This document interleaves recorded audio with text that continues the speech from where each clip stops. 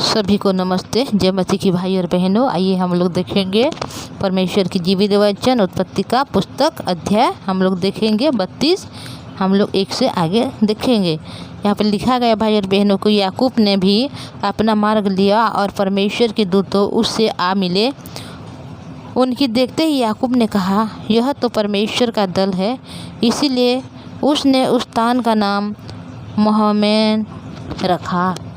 देखिए यहाँ पर जब याकूब और लाबान ने एक साथ वहाँ पर मिले थे, फिर याकूब अपने रास्ता जा रहा है और लाबान अपने घर को वापस चला जा रहा है।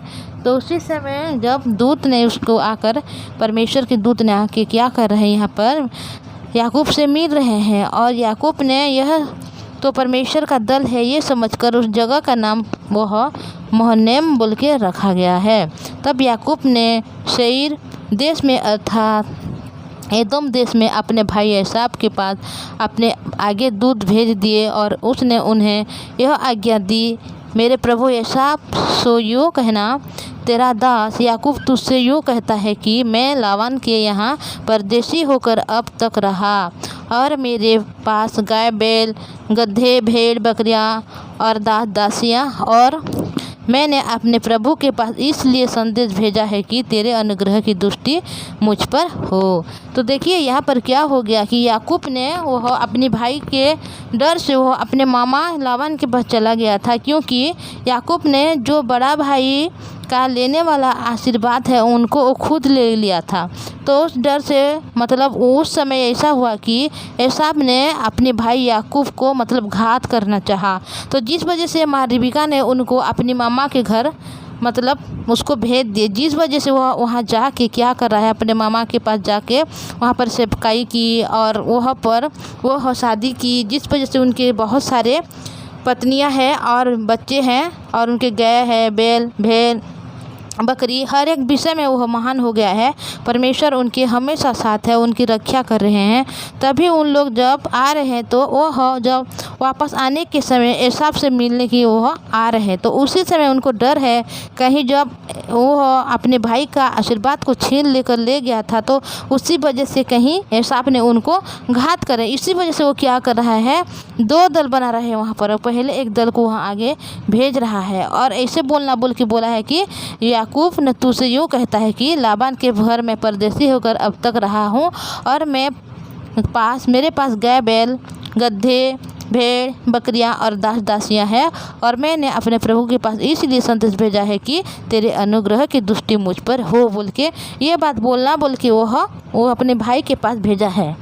वे दूत याकूब के पास से लौट के कहने लगे, हम तेरे भाई एसाव के पास गए थे और वह भी तुझसे भेंट करने के लिए 400 पुरुष संग लिए हुए चला आता है। देखिए यहाँ पर जो दूत को उसने भेजा था कि अपने भाई के साथ जाके वो क्या करे, देखभाल करके वहाँ से फिर वापस आए, तो वो वापस आके क्या बोल रहा है कि तेरा भाई भी तुझसे मिलने के लिए इच्छुक है और वह तेरे साथ मिलने के लिए 400 पुरुष को संग लिए आता है बोल के यहाँ पर जब उस दूत ने याकूब को बोल रहे हैं, तब याकूब ने बहुत डर गया और संकट में पड़ा और यह सोचकर अपने साथियों को और भेड़ बकरियों को और गाय बैल ऊँट और सब अलग अलग दो दल कर लिए कि यह एसाव आकर पहले दल को मारने लगे तो दूसरा दल भागकर बच जाएगा। देखिए यहाँ पर उनके सोच में अपने चिंता के द्वारा यहाँ पर पकड़ाया गया है भाई और बहनों।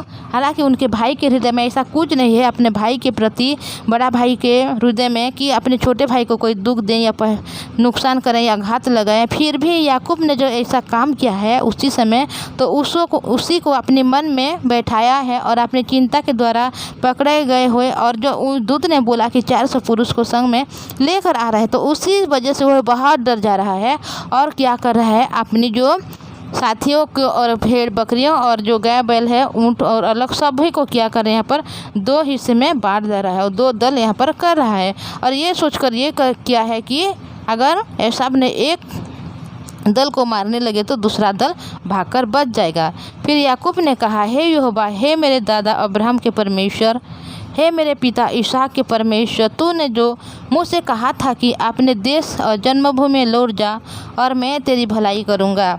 तो देखिए भाई और बहनों, यहाँ पर वह परमेश्वर से भी विनती कर रही है, क्योंकि परमेश्वर ने उनसे कहा था कि तू अपने पिता के देश में अपने जो दादा अब्राहम के देश में वापस जा, क्योंकि मैं तेरे संग रहूँगा बोल के परमेश्वर ने वहाँ पर कहा था।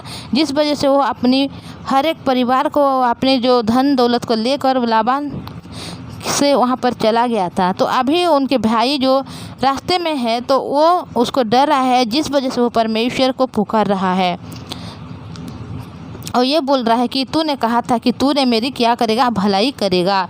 तूने जो काम अपने करुणा और सच्चाई से अपने दास के साथ किए हैं, कि मैं जो अपनी घड़ी ही लेकर इस यरदन नदी के पार उतर आया और अब मेरे 2 दल हो गए हैं, ऐसे ऐसे कामों में से एक भी योग्य तो नहीं हूँ। देखिए यहाँ पर वो क्या कर रहा है कि अपने परमेश्वर को वह धन्यवादित कर रहा है, क्योंकि परमेश्वर ने उनको आशीष दी है। क्योंकि जब वह उस जगह से, उस जन्मभूमि से जब वह लाबान के देश में चला गया तो उस समय उसके हाथ में सिर्फ एक घड़ी था और उससे ज़्यादा कुछ भी नहीं था।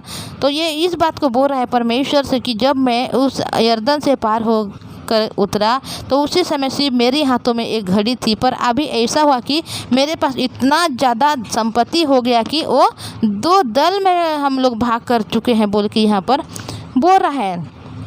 तो यहाँ पर ये भी बोला कि एक भी योग्य तो मैं नहीं हूँ, जितना मुझे मिला है परमेश्वर की उसको पाने के लिए मेरे पास एक भी योग्य नहीं है। फिर भी तूने मुझे इतना ज़्यादा संपत्ति दे दिया है कि मैं इतना बड़ा महान हो गया हूँ।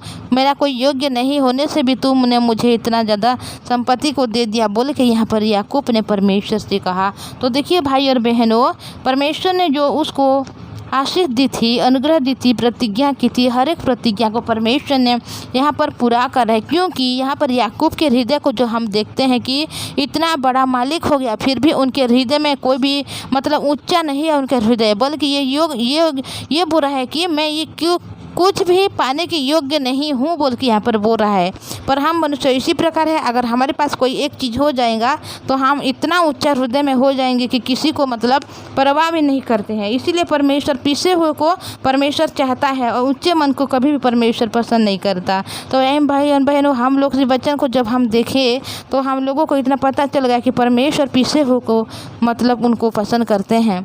तो हम लोग हर एक बात को देखेंगे। जब यहाँ भी एसाव ने 400 पुरुष को लेकर उसके पास आ रहा है और याकूब के मन में बहुत सारे डर है, वो परमेश्वर से विनती भी कर रहे हैं। तो उनके बीच में क्या होगा, वो उन दोनों जब एक साथ मिलेंगे, क्या लड़ाई होगा या झगड़ा होगा या दोनों एक साथ मतलब प्यार से रहेंगे, तो उस बात को हम हर एक बात में हम धीरे धीरे करके देखेंगे। तो मैं इतना ही बोलूँगी भाई और बहनों। मैं आपको एक रिक्वेस्ट करना चाहूँगी, अगर आप इस चैनल में नहीं है तो इस चैनल को आप सब्सक्राइब, शेयर और लाइक कीजिए, ताकि जब वचन अपलोड होगी तो सबसे पहले आप सुनने को पाएंगे।